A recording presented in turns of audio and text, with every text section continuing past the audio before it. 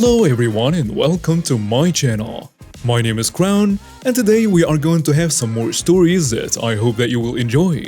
But before we start, it will be so much appreciated if you would subscribe to the channel, like the video if you enjoyed it, and maybe leave a comment down below.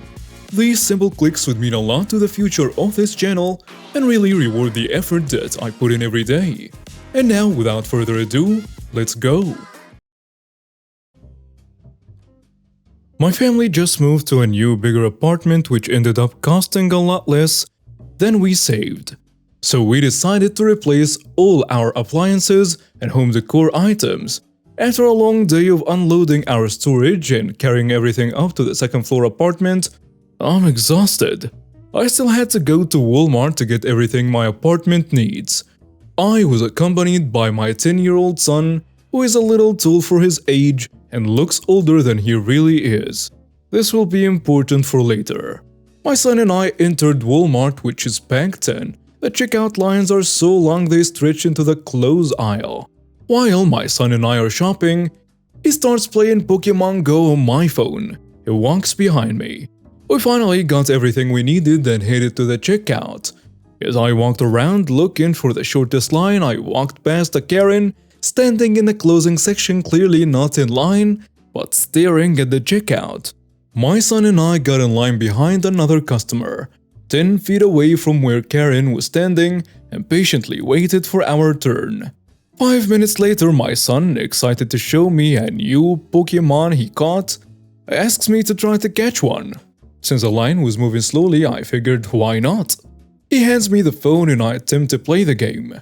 As I'm trying my second attempt to catch a Pokemon, in comes Karen. I noticed out of the corner of my eye her cart at the front side of my cart. I looked up to see Karen with her back facing me.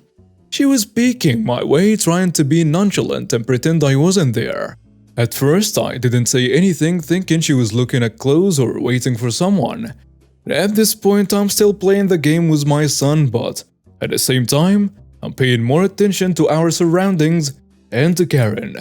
As a customer before us moves down the line, we move forward too, because at this point, Karen is inching closer in between me and the customer now, and she obviously thought I wasn't paying attention because she tried to push her cart in front of mine. I pushed my cart forward, which blocked her way, and then she proceeded to push her cart into mine. "Excuse me, ma'am, but we were here in line first. You were way over there when we got in line." "No, I was in line before you. I was trying to find a manager, so I walked over there, but this is still my spot in line." Me clearly knows that she's lying. I'm sorry, but that's not how it works. Even if you were in line before, you still stepped out and you were nowhere near this line when I got here. And there was a manager in front of where you were standing, but not once in the 20 minutes I've been in line have you said a word to anyone, nor were you in any line. Everyone here is in a rush to leave too, so please, wait your turn at the back of the line. "How would you know? You've been looking at your phone the whole time, and I was in line first. I was behind this customer in front of you first. You are the one cutting me, and if you don't move out of my way, I'll tell the manager you're cutting me in line. If you don't move, I'll have you thrown out and banned from Walmart." Go ahead, do it, and cry me a river while you at it, because I don't care what you say or do. You are not cutting in front of me. Period. "You know what? Screw you, witch." She then starts to walk off after trying to ram me with her cart. My son steps in the way to stop her cart from hitting me, but gets hit in his side. I shout loudly, "Whoa, you just hit my son with your cart? You're crazy. If you can't wait in line, don't come to Walmart, Karen." And Karen walks off, and my son and I think it's the end of it. The customer in front of me is now at the register unloading her cart when Karen returns with the manager. "Excuse me, ma'am." "Yes?" "The lady here told me you cut her in line and threatened to beat her up if she didn't shut up and leave. We do not tolerate that kind of behavior here at Walmart. I'm going to have to ask you to leave the store," the manager tells me. I looked at him and was about to explain what really happened when Karen interrupted me. Karen, looking smug, thinking she won, she takes it a step further. She also hit me with her cart. I want her arrested for assault. I want a police called as she assaulted me and threatened my life, all because I wouldn't let her skip me. The customer in front of me that was finishing up her transaction turns around, looking irritated at the lies Karen was spouting. The customer says, "I've waited in this line for 30 minutes to check out, and at no point were you ever in line behind me, nor did she ever threaten you. You threatened her and rammed your cart into hers. You threatened to have her removed and banned if she didn't let you in. Then you hit her son with your cart. She was well within her rights to stand her ground." The manager, looking confused now, asked me if it was true, and both my son and I said yes at the same time. I started to explain my side of what happened, but Karen kept interrupting me. Lies, all lies. This dumb witch is a liar. She assaulted me. I want her arrested now. "Calm down, ma'am. We will get to the bottom of this." But she cut off the manager. No, I want her arrested now. She screamed at him. "Ma'am, you're making a scene. If you don't calm down and lower your voice, I'm going to ask you to leave." She threatened my life and assaulted me, and you're going to kick me out? I want your manager now. "Well, I am the general manager of this store. If you want anyone above me, you'll have to call corporate. Now, ma'am, I'm going to ask you one more time to calm down before I trespass you from my store." Karen, upset that she's not getting her way, says, So this is how you run your store? You protect violent people who attack other customers and kick out the victims? I'll have your job. "Clearly, you're not the victim here. Her son and her are. You threatened and attacked them because you got caught skipping the line." Mind your own business, witch. No one asked you. "It is my business. I witnessed everything, and I will always speak out against disgusting people like you." How dare you speak to me like that, you piece of trash? "That's enough from you," the manager told Karen. The manager, not wanting to deal with Karen anymore, he calls the police to escort her out of the store and trespass her. And in comes a cool cop of our story. "Hey sir, what seems to be the problem here?" he asks the manager. "Well, I have a dispute between..." Karen cuts off the manager with fake tears. Officer, this woman threatened my life and attacked me for no reason. I want to press charges and I want her arrested now. "Officer, she's lying. She attacked my mother and me because we wouldn't let her cut us in line." Shut up, you pathetic excuse for a man. You're allowing this violent mother of yours in public. Karen yells at my son. "She's not violent. She's my kind, caring mother. You're the violent one who can't even watch your mouth around kids. You even hit a minor with your cart." I did no such thing. "It's true. I witnessed the whole thing. The nice customer was still there and she told the cop." They are lying. I was the one attacked. Then the cop asks the manager, "Do you have footage of this incident?" "Yes, I do. My loss prevention guy pulled it up as we were waiting for you to arrive." Karen starts to look nervous and starts making excuses to leave. That will take too long and I'm in a hurry. "But you insisted on the police being called. Besides, it shouldn't take more than 5 minutes." But I really have to go. I'm in a rush. "You haven't even checked out yet. It looks to be 20 to 30-minute wait, so there is plenty of time." But I...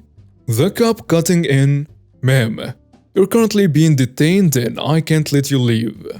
Karen then cuts off the cop and tells him, You can't detain me. I did nothing wrong. I have rights. "From what I understand, you assaulted a minor with a weapon, which is a third-degree felony." But... "No buts. Now sit quietly while we review the video." 10 minutes later, Karen was arrested for assault of a minor in a third degree, reckless endangerment of a child, disturbing the peace, and she was trespassed from all the Walmart stores. As she is escorted out of the store in cuffs, she just kept yelling she never hit a minor. Her son is 10 years old and you assaulted him with your cart. I suggest you use your right to remain silent. Everyone has had enough with your foul mouth. The cop took statements from everyone and then took Karen away. The manager apologized for our experience and gave me and my son a $50 gift card each. If convicted, Karen could face 5 years in prison and a fine of $10,000 or both.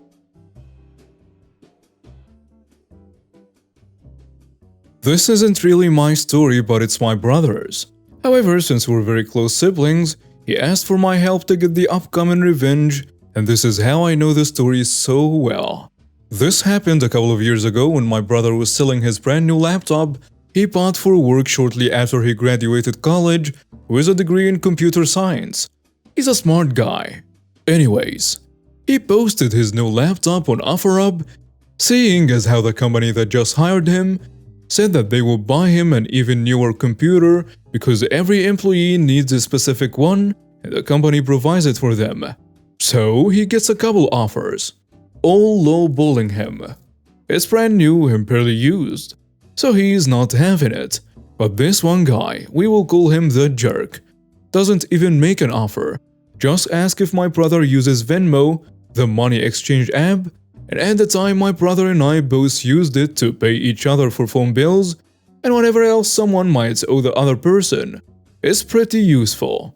So since we trust the app, he responded with yes. The guy says he'll Venmo the full amount he was asking for, right then and there. This is a 2015 MacBook Pro and it's around August of 2017. So this model is still one of the best on the market at that time, worth almost $2,000. And my brother was selling it for $1,500. To get $1,500 of the $2,000 would have been amazing for him, seeing as how no one is gonna buy his laptop at full price from OfferUp. My brother was stoked. He agrees, contacts a guy on Facebook, makes a transaction, and meets up with him to give the laptop to him once Venmo notified him and said the jerk has paid you $1,500. My brother is satisfied and moves on with his life. Later, the next few days, he notices that Venmo never put the money into his bank account and that the app no longer said the money was paid to him. He called Venmo to ask him why, and they said that the funds bounced. He already gave the laptop to the jerk. My brother was furious. He went off on them about why would they even have the app say the funds are available when they don't even know for sure. They told him it's a family and friends app to repay for little things, which only pissed him off even more because that's just a stupid way to say sorry, we lost your money, we said we had for you. So my brother tried to fix it himself. He tried contacting the jerk to see if it was just a simple mistake on his end. Wouldn't you know, the jerk deleted his profile on OfferUp and blocked him on Facebook. Just so you know, you don't just get a degree in computer science for free. My brother is just one smart nut. He asked his co-workers at his job if they were also selling a computer they bought since a company bought them all laptops. Some were selling theirs too, and he asked if they were using the OfferUp. One said he was, and my brother wanted to know if anyone had asked him if he used Venmo instead of making an offer. At first, he was confused as to why my brother knew that. He said that the first response he got to his post was from someone asking if he used Venmo. His coworker never heard of Venmo before and just ignored it, and waited for another offer. It all started to make sense to my brother now. This guy was scamming people of their stuff, very expensive stuff, and turning around and selling it even cheaper for a profit. So my brother sets up a little trap. Enter little bro, me. I just got out of the Marines and was attending college when my brother dropped this whole story on me. I was pissed. No one messes with my brother like that. So I'm already on board to get this dude. And the plan was simple. I make a post on OfferUp for the same laptop at a similar price and wait for one and only one response. Do you use Venmo? I was skeptical at first. My first thought was, there's no way this guy is that dumb to use the same line in every scam. But thank God he was.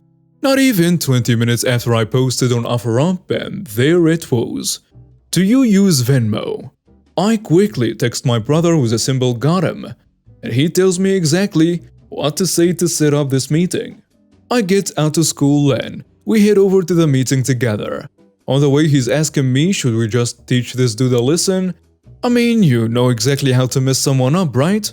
They taught you that in the Marines, right? I've never seen my brother this pissed about anything before. But I'm on board all the way and I told him, well, duh, but is it worth possibly going to prison over? I mean, I'll definitely do it, but this might bite back at us. Someone had to talk at least a little sense. My brother heard that, calmed down a little bit, and thought it might be best to get the police involved. So we Googled where the nearest police station is to make the meeting place, and I couldn't believe it. The jerk lived right next to a police station. You can't make this up. So we went into the police station and told him the whole story. Showed all the evidence we had on our phones and said we already have a meeting set up and just want to bring him in and get the property back. They were surprisingly helpful. I didn't think they would be that quick to help us, but they didn't even hesitate. However, they told us we couldn't go along due to personal involvement, but they will have two detectives handle it so no one gets into physical. They told us we couldn't go along due to personal involvement, but they will have two detectives handle it so no one gets into a physical confrontation. But we persuaded them to let us ride along so they know they got the right guy. The revenge. The time to meet had finally arrived. My brother is with one detective, camped out up the street in a sleek black car, all tinted that just screamed "I'm a cop," while I'm with the officers in a patrol car down the opposite side of the street.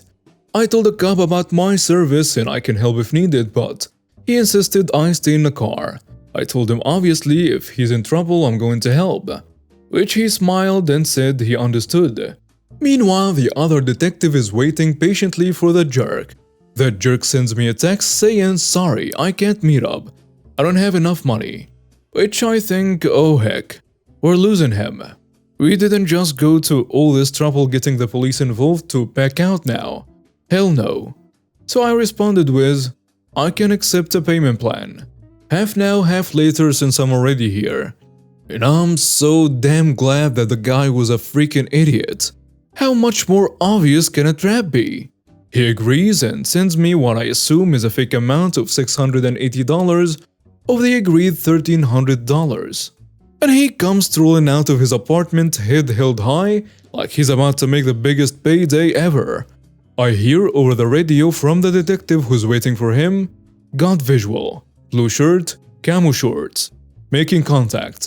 The silence between those two phrases were deafening. But as soon as we heard making contact, the cop I'm with floors it from our position, flips the lights on, zips past 5 cars, and sees a dude standing in front of the detective, making small talk. He jumps out and grabs the dude's arm, puts him behind his back, and starts repeating himself, "Do not fight back. Don't make this harder for yourself." Over the radio, the detective says, "Detained." The jerk goes bright white and is so confused and scared. I almost died from laughing. The sleek black car my brother is in drives by and I hear over the radio that's him.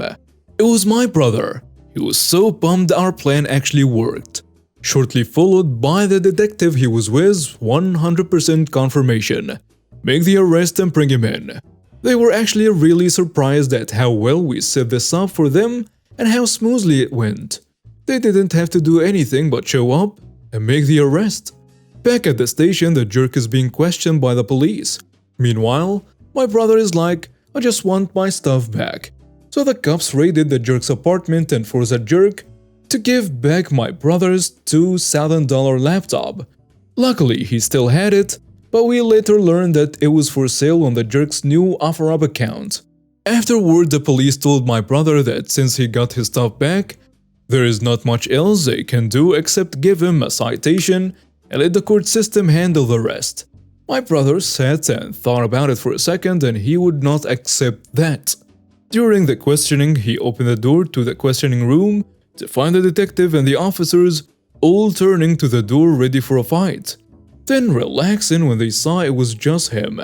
Apparently, you don't want to just barge in unannounced. They do not like that.